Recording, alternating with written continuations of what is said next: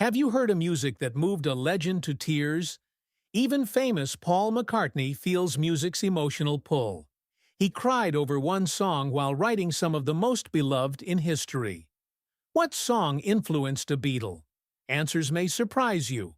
Once the closest friends and the most prolific songwriting pair of the 20th century, John Lennon and Paul McCartney's life took a traumatic and irrevocable turn after the Beatles' 1970 breakup. Over the years, they periodically met, but their interactions were tense, spiteful, and resentful. As early as 1965, the band's relationship began to disintegrate, threatening its legacy. Lennon and McCartney were growing apart creatively and personally by the mid-1960s. Increasingly restless and contemplative, Lennon explored avant-garde art, political activity, and experimental music with Yoko Ono. McCartney, however, remained committed to the Beatles' success and led them when Lennon left. This shift in dynamic, coupled with rising external demands and differing band views, generated an emotional divide. The rivalry peaked once the Beatles dissolved. What could have been a goodbye became a war of words as both artists released their concerns on solo albums. Lennon's 1971 song, How Do You Sleep?, targeted McCartney. Zaranya, a harsh review of Paul's music and persona. Though more restrained, McCartney responded with his own compositions and interviews, frequently trying to be polite. He subsequently realized that their relationship ended nicely, but their emotional distancing was more problematic. Their warmth, spontaneity, and fraternity never returned. After the immediate bitterness dissipated, the two met a few times, but the meetings were brief and lacked the camaraderie of their earlier days. Friends Stevie Wonder and Harry Nilsson joined Lennon and McCartney for a casual jam session in 1974.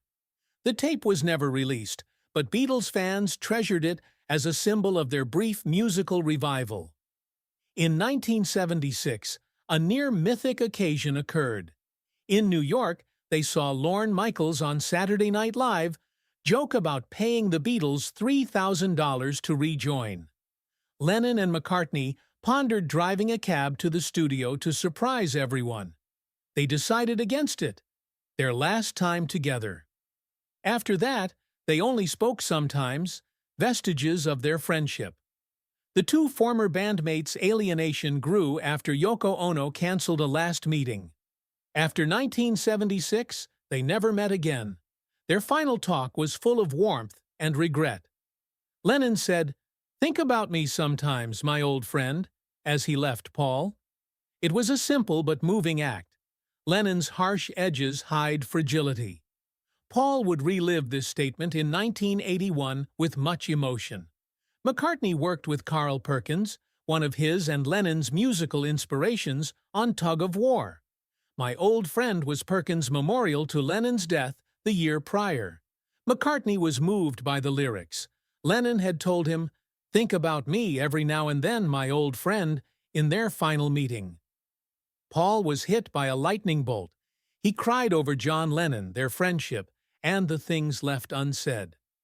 In the evening of April 24, 1976, something almost legendary occurred. Almost. Lennon's Dakota apartment in New York City hosted two of modern music's most legendary figures, John Lennon and Paul McCartney. The accidental reunion was a rare chance for two former Beatles bandmates to rekindle their friendship after the separation. As they rested in Lennon's living room, they switched on the TV, unconscious that the show would thrust them into a cultural what-if. That night's Saturday Night Live included Lorne Michaels' now famous skit. Michaels jokingly offered the Beatles $3,000 to rejoin on the show. This was a satire of the huge numbers promoted by Beatles reunion fans. The humor was plain. A ridiculously low offer was designed to show the folly of the proposal.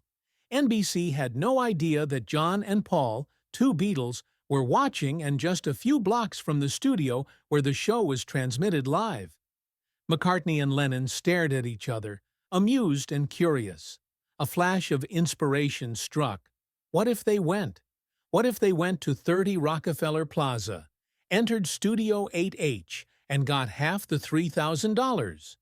The two ex-Beatles briefly considered it. An unexpected reunion would have been one of the greatest unscripted moments in television and music history. As swiftly as the thought came, reality returned. They were exhausted. It was late. Inertia replaced spontaneity. They laughed off the plan and stayed. The world missed a remarkable moment, possibly the spark that changed their relationship. Fans still wonder what would have happened if they left. The next day, Paul McCartney returned to the Dakota, possibly to see Lennon.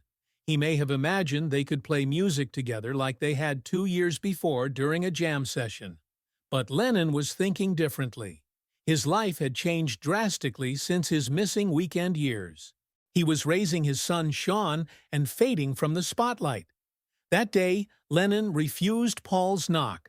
Lennon later said, "Paul kept coming to my home with a guitar. Eventually, I told him to phone before coming over. It's not 1956, therefore arriving at the door is different. Just ring me." Lennon was fatigued and overwhelmed by parenting, not furious. Privacy is desired. But his comments hurt. Being told to phone ahead felt cold and remote to McCartney, who had once been virtually telepathic with John. It was a stinging reminder that their relationship had irreversibly changed. Change came from that incident. After a temporary reconciliation, their emotional divide reappeared. Their youth friendship, full with laughing, late-night songwriting, and shared dreams, faded. Despite a few phone calls over the years, they never met again. John Lennon and Paul McCartney's friendship was strained, convoluted, and occasionally excruciatingly distant after the Beatles broke up. They tried to reconnect occasionally, despite their anger and disappointment at the end of their epic partnership. Rare moments of peaceful beauty showed their profound link that had defined their youth and creativity. Their post-Beatles antagonism had softened by the late 1970s, and they wanted to rediscover each other again as old friends, not bandmates. Few calls were made over the years. Paul McCartney recalls one conversation just months before John Lennon's 1980 death with great clarity. After years, McCartney said the chat was not meaningful or dramatic, but as something more mundane and possibly more meaningful. Paul remarked it was special that we reached that position because of the painful group breakup. After their public squabbling, court battles, and unsaid emotional wounds from their split, the two men reached a private realization. Despite history and hurt, they loved each other. Come on, guys, we adore each other. Doing what? Messing around. Last call was straightforward and domestic. No music, ambitious collaborations, or old grievances were discussed. Instead, the two longtime friends relaxed in casual chat. Paul warmly remembered their bread-making conversation. It was a strangely perfect topic, mundane, wholesome, and characteristic of Lennon's calm life. Paul laughed, remembering how I became skilled at speaking bread. So hearing John do it was fantastic. We may chat about something mundane. There's no danger. They chatted like old friends, sharing tips, joking about the simple things, and enjoying one another's company, even over the phone. Two guys were discussing, "What would you do? You leave it overnight or what?" Paul continued. I responded, "Well, I keep it overnight in the hot cupboard, and we converse," which was great. That chat meant more than it seemed. Restoring their roots emotionally was crucial. McCartney pondered. I was delighted we rekindled our connection. Yes, we were kids. We enjoyed returning to living in each other's pockets after so long. After all the turbulence, they rediscovered the comfort and familiarity of an unbreakable bond. Lennon also opened up. He had indicated a wish to return to music after years of domestic isolation, raising his son Sean and maintaining his household with Yoko Ono. He joked to Paul that he was ready to stop housework with his characteristic humor. He spoke with passion, anxious to return to creative work after several years. It wasn't a big announcement, but Paul saw it as optimism for a new chapter. As the call ended, Lennon left Paul with a statement that would haunt McCartney forever. "Dear old friend, remember me occasionally." It was a touching goodbye, not dramatic, but warm. They had no idea that would be their last conversation. John Lennon was shot and died outside the Dakota in New York City a few months later on December 8, 1980. The news shocks. The world broke Paul. The emotional weight increased when they realized their final connection was over baking bread. No final meeting, official reconciliation, or phone call. On December 9, 1980, hours after John Lennon was brutally assassinated outside his New York City home, the world struggled to absorb the loss. Silent fans gathered, vigils by candlelight. Every news channel and radio station paid tribute to the man who redefined modern music and led the 1960s cultural revolution. The world lost a visionary. Despite the communal pain, one calm, fleeting voice stood out, seemingly uncaring. It was McCartney's. A camera crew met McCartney as he left London's AIR studios. He was working on his new solo album, Tug of War, one of his most intimate and thoughtful records post-Beatles. Paul appeared detached and nonchalant in the street with reporters. "I was listening to stuff. Why didn't I want to stay home?" "God wasn't feeling it," he muttered, flustered. When asked when he heard about Lennon's death, he said, "Early this morning." "Don't know. The drag, yes? All right, thanks." He turned and departed immediately. The comments struck many, especially outsiders, as cold and impersonal. Callous, even. The outpourings of sorrow from fans and friends contrast with the unpleasant banality of newspapers and TV. Critics wondered how McCartney, Lennon's longtime songwriting partner and closest colleague, could react so casually to such a huge loss. Most missed the fact that McCartney was in shock. Even while his body was in London, his head was reeling from the morning's tragedy. He lost the man he spent his most formative and intense years with, viciously and senselessly. Paul, like many others, couldn't comprehend the enormity. McCartney later said he didn't mean to be frigid. "I heard the news an hour or two earlier. I was still reeling," he said. "When someone thrusts a microphone in your face, what do you say? You're trying to understand." He said the drag wasn't light. It was astonished sorrow translated poorly under bereavement and media pressure.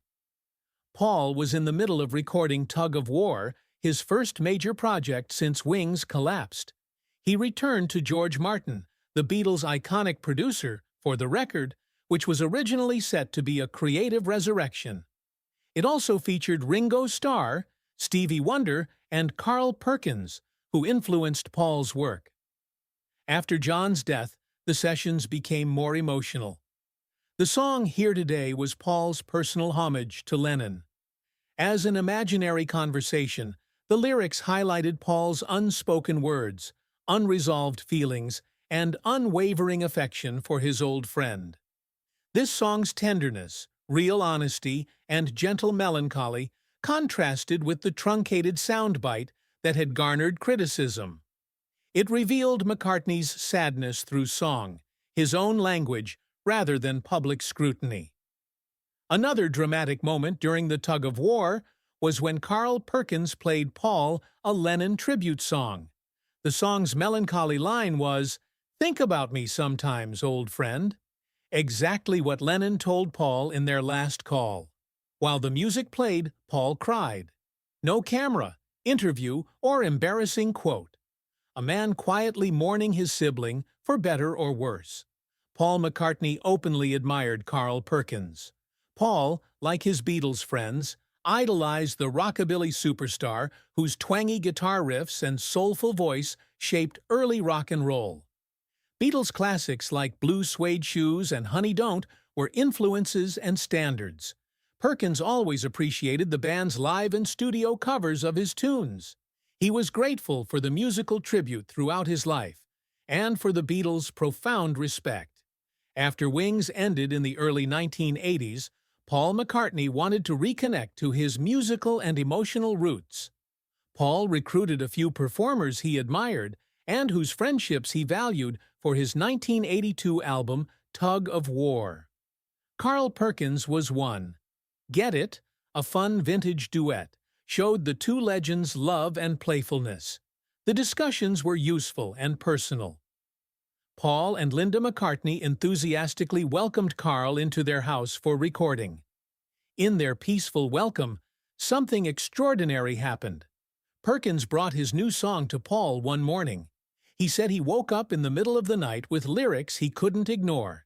He got up, wrote them down, and finished the song before breakfast. The name was My Old Friend. He had no grand plans for it. One aging rock and roller gave it to Paul as a thank you for his hospitality. Carl sang while sitting alongside Paul and Linda. It was a languid ballad, unlike Get It's frantic vigor. The gentle, nostalgic lyrics evoked spiritual serenity and reconnection. The room changed when Carl reached the chorus's end. My old friend, won't you think of me occasionally, if we never meet again, on over there in peace and quiet? Paul collapsed at those words. He cried openly. Suddenly shaken, Carl stopped playing. Did he annoy Paul? Was the music unpopular?